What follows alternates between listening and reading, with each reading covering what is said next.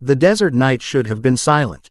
Instead, it trembled. Deep inside an unnamed valley, cut between jagged black cliffs, a Navy SEAL team lay pinned behind shattered rocks. What was supposed to be a quick intelligence extraction had turned into a nightmare, one so sudden and violent it caught even elite operators off guard. Rounds cracked overhead. Dust exploded inches from faces. Every SEAL knew the truth. They were surrounded. Lieutenant Commander Jack Riker, the team leader, pressed his back against a boulder slick with dust. "Anyone got eyes on a way out?" he asked, breath steady despite the chaos. "Negative," Petty Officer Miles responded. "We push left, we get cut down. Push right, same thing." These guys came prepared. Riker exhaled slowly. He'd led dozens of covert operations across the world, mountain raids, hostage rescues, deep recon missions. But tonight, something was different. Something was wrong. Their extraction had failed. Their support aircraft had been diverted. Communications were jammed by an enemy unit far more organized than Intel had predicted. And now they were sitting ducks. A distant explosion shook the valley. Shrapnel rained like metal hail. Someone screamed. Riker grabbed his radio instinctively even though he knew it was pointless. "Command, this is ECH-06. We are pinned. Requesting immediate air support. Any bird, I don't care what it is." The radio hissed static, the hiss of hopelessness. Then, a new voice cut in. A woman's voice. Calm, clear, and terrifyingly confident. "ECH-06, this is Havoc 1. I read you. I'm 10 minutes out. Say again, I am 10 minutes out." Miles blinked. Who the hell is Havoc 1? Riker didn't care. "If you've got wings, you're our new best friend." The voice chuckled softly, unfazed by artillery pounding the ground below. "Roger that. Sit tight for me, ECH-06. And try not to die before I get there." Riker raised an eyebrow. Whoever she wasn't standard support. The pilot they underestimated. Far above the clouds, slicing through the sky in a machine older than most modern jets, Captain Ava Hale locked onto her target coordinates. She flew an A-10 Thunderbolt II, an aircraft mocked by most, loved by few, feared by everyone who ever faced its gun. To some, it was slow, ugly, outdated. To Ava, it was home. Her call sign, Havoc, wasn't earned through fancy maneuvers or simulator scores. It came from the battlefield itself. From stirring chaos where chaos needed stirring. From saving lives when all hope was ash. But none of that mattered to Ava. She wasn't here to prove anything. She was here because 8 SEALs were trapped in a valley with no air cover. And because she'd been underestimated her entire career. Approaching Ao, she said into her comms. "Those boys still alive." A crack of static, then Riker's strained voice replied. "Barely." Ava smirked. "Good enough. Get ready for fireworks. Grounded SEALs, and a secret they didn't know. On the canyon floor, bullets tore across the sand. The enemy had high ground, numerical advantage, and the confidence of men who believed the kill was inevitable. But SEALs didn't die easy. Miles shouted, "Incoming on the ridge." Riker shot back, "Suppressive fire. Keep them guessing." Rounds flew, ricocheting off stone with metallic screams. Then something unexpected happened. A lone figure, a woman, burst out from behind a collapsed wall. She wore a torn uniform, one sleeve shredded by a training blade earlier that day during a hostile encounter with recruits who had mistaken her for a weak newcomer. They didn't know she had trained SEALs for 20 years. They didn't know she was legendary in Black Ops circles. They didn't know she could dismantle an armed man faster than he could blink. She was Lieutenant Mira Dawson, the ghost of 100 successful covert missions. And now, she was here, fighting beside Echo Team, outnumbered 10-1 but lethal enough that even the enemy took notice. She dashed to Riker's side. "You boys look like hell." Riker stared at her shredded uniform, the cut marks obvious. "Rough morning. Some idiots tried to test me with a training knife," she said. "I didn't take it personally. What happened to them? They won't be testing anyone for a while." Another explosion rocked the valley. Both ducked. Riker shouted over the chaos. "We've got air support inbound." "Who?" Mira demanded. "No idea. Call sign Havoc 1. Mira froze. "You've got Havoc coming." "Oh, this just got interesting."